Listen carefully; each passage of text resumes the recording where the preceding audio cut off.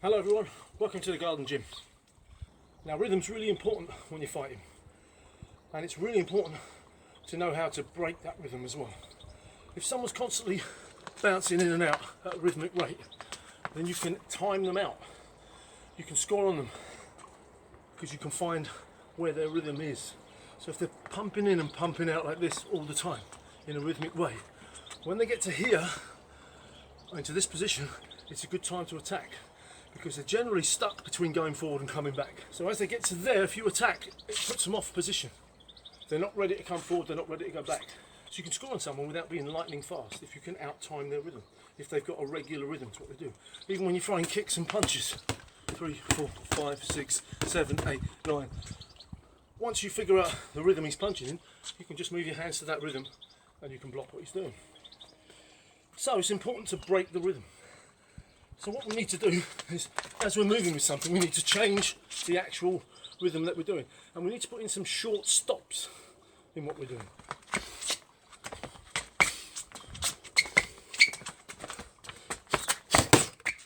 So if we just dummy and go continuously, then you find that the person will suss out your movement and move with you.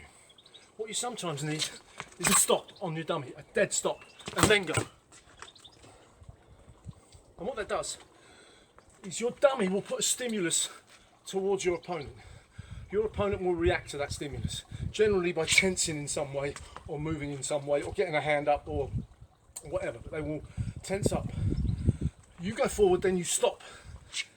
They sense the stimulus, then they sense your stop, and then they start to come down, and that's the ideal moment to hit them with a technique.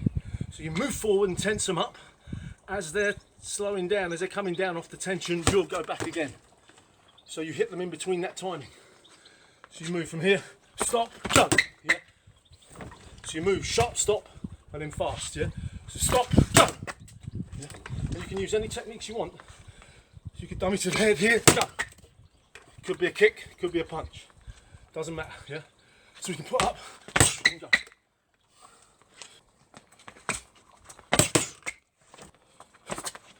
Same goes with the movement. You can move to a position, stop, and then go. Same go with the slip. We can just slip here, stop, and then go. Same with the step. Step it out, stop for a moment, then go. The thing is, when you first start doing this, you have to think about it. And so your stops become predictable to a certain extent. So here, they'll become too long because you think about it. As you fight around, you start getting the feeling of the stop, and it starts to become natural. It starts to become a regular thing. So you just hear and then go.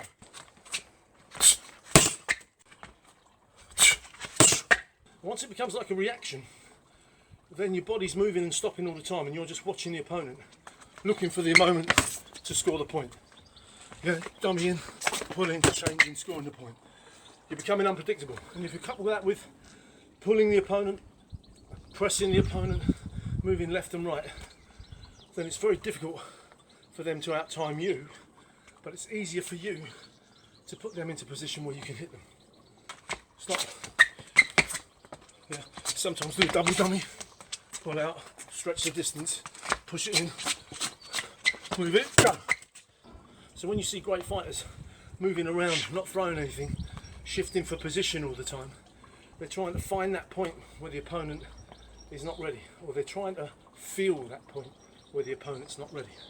They're not necessarily trying to look for that point when the opponent's not ready.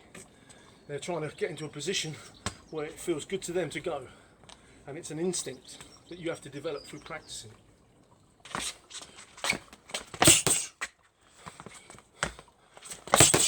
So one that I used to use was put the hand out and then don't pull it back, roll over the top. Yeah.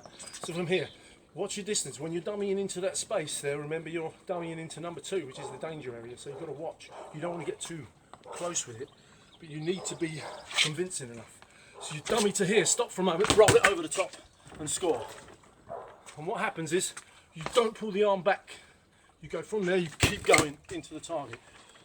Now the stop makes it better. If you go 1, 2, then as soon as you start to move, the opponent will start to move back, and then you're chasing him. Whereas if you go here and then he stops, and then you move. Okay? So From there, stop it, punch it.